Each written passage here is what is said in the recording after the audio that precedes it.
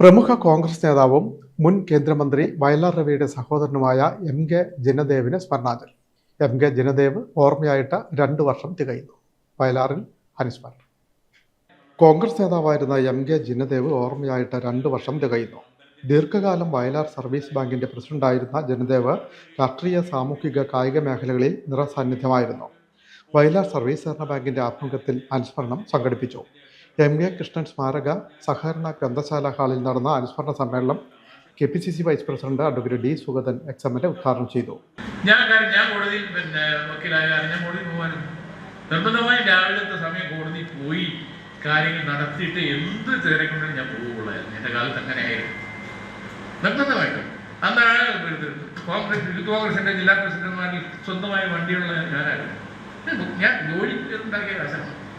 ഈ കാറിൽ ഞാൻ സംസ്ഥാന സമ്മേളനത്തിന് പോകുമ്പോൾ അന്ന് ഇന്നത്തെ പ്രസിഡന്റുമാർ പറയുന്നത് വാമുക്ക് കാറിലാണ്. ഞാൻ കാറിലാണെന്നൊരു സംഭവമായിരുന്നു അറിയാം. അന്ന് ഈ കാറിൻ്റെ വില വേണ്ടി അന്നൊരു പുതിയ കാറിന് 15,000 രൂപയല്ലേ വിലയുള്ളൂ. അന്ന് പെട്രോളിന് 4 രൂപയുള്ള വില. കാലമൊന്നും ആലോചിക്കണം, ഇപ്പോഴത്തെ രീതിയല്ല. അപ്പം ഞാനന്ന് വക്കീലായിരുന്ന കാലത്ത് കോടതി പോയി ജോലി ചെയ്ത് പൈസ ഉണ്ടാക്കുമായിരുന്നു. ഇന്ത്യയൊക്കെ കാശ് ഉണ്ടാകുമായിരുന്നു. നമ്മുടെ കൂടെ ഉള്ളവർക്ക് കാശ് കൊടുക്കുമായിരുന്നു. ആ രീതിയിൽ ഞാൻ പ്രവർത്തിച്ച ഒരു രാഷ്ട്രീയ പ്രവർത്തകനാണ്. Bank president advocate VN Ajayan അധ്യക്ഷനായി. UDF ആലപ്പുഴ ജില്ലാ chairman advocate CK Shaji Mohan, KR Rajendra Prasad, advocate S Sarath, TS Raghuvaran, advocate NB Vimal, PK Natarajan, advocate TH Salam, KS Raju, TD Rajan, P Vinod, P Shinymol തുടങ്ങിയവർ സംസാരിച്ചു.